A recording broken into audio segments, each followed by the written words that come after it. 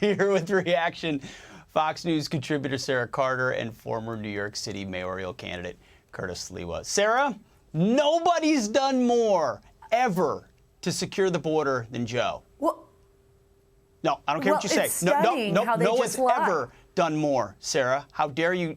Don't try to contradict them. I know. And what's so stunning is it's abusive. He's literally, the Biden administration is abusing the American public. It's a dereliction of duty on the part of the Biden administration, one in which they created, Pete. This is what they want. See, for them, it's not a problem. This is exactly what they want to do. They have opened the floodgates. They have not only created a problem for us in our country. I mean, just in Texas alone, one example, 330 million doses of fentanyl have poured in through the border last year. We have our children dying in the streets. We have people being poisoned by fentanyl. We have a humanitarian crisis that is so large that the United Nations literally has stated that the border, the land border crossing between the United States and Mexico, is one of the most dangerous in the world, and yet it continues. I was speaking earlier today with Congressman Chip Roy about this, and he's saying, look, I'm trying to get congressional members together to say, let's stop funding DHS. Let's just stop funding it until the Biden administration does something to change this trajectory, because it's harming us, it's harming the people that are crossing, and frankly, it's quite dangerous. It's impeachable in my opinion. Absolutely. It's impeachable. You might say it's a humanitarian crisis, and yet we don't have Democrat lawmakers crying on the border about what they're seeing. Curtis, right. As goes New York, so often goes other cities. And so when you look at how New York's handling this, they're a sanctuary city, right? I mean, we welcome everybody, yet now they're overwhelmed. They're pointing fingers at everybody else except the Biden administration. How does this trickle down to everyday people? Well, the spokesperson for Biden there's a New Yorker. I know Hunter Biden's been living out and hanging out at the White House, so maybe they don't do drug tests anymore. But is that lady in a drug-induced psychosis? Is she smoking Maui Wowie and Hindu Kush and doing puff puff pass to think that Joe Biden has been the strongest president to deal with border issues? Absolutely not. But I'll tell you, we were the ones who said we wanted to be a sanctuary city, sanctuary state, Massachusetts, Illinois, California. So Governor Abbott, who said no mas, we're overwhelmed, said, hey, we're not a sanctuary state. So guess what? I'm going to have them pound the hound. I'm putting them on the Greyhound buses, and they can become your responsibility. And then all of a sudden, being a sanctuary city and sanctuary state has responsibilities. And now everybody's pointing fingers at one another in New York.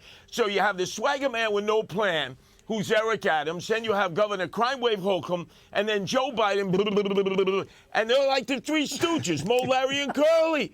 What a disaster. So people are vacating New York. So as the illegals come in on the Greyhound, there's another group of New Yorkers who are heading down to Florida, even with the hurricane raging, Georgia, North Carolina, South Carolina, Virginia, Texas, Tennessee. They're out of here. So one day the Empire State will be the illegal alien state at this rate. It's moving in that direction. There's absolutely no doubt. Sara, what's the data? The data point we said at the top of the show is August, highest number of family units ever crossing the border. Why is that number going up higher than ever? Well, because there's incentive. So the government is incentivizing people to come across the border.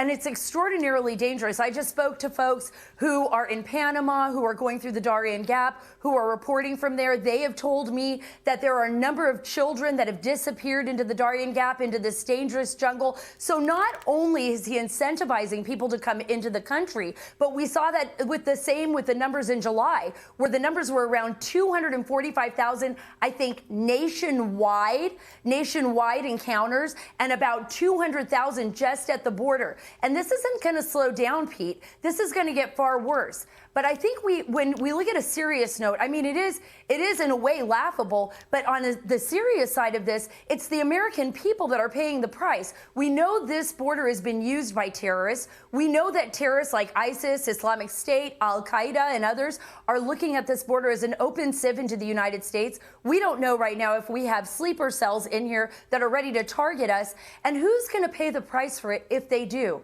You know who? The American people, our children, the people who are going to the mall, the people who are at soft targets. You know this well from your time in the service. So basically, our government has set us up for failure. And we have to ask ourselves, what kind of president would do this? Not only do this, but turn his back on Democratic governors who are saying, okay, enough is enough. We need to talk. There is something wrong here. So we have to really look at that seriously. There is something wrong at that White House, and there is something seriously wrong with President Biden. Curtis, real quick, the numbers are going up. Nothing is going to change. So how much worse could it get?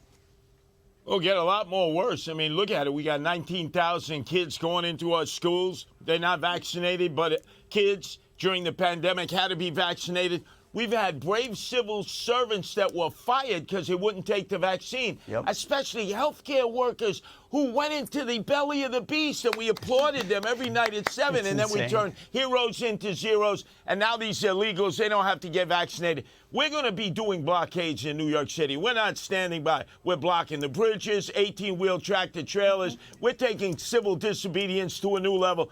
Out of the way, politicians, Republicans and Democrats, because all you do is talk. Leave it to the people. We'll stop the invasion. We've got to stop the invasion, or our country, our state, and our city will be destroyed. Curtis, I know you're out there leading the way, and Sara, you're always on the front lines covering the border. Thank you both tonight.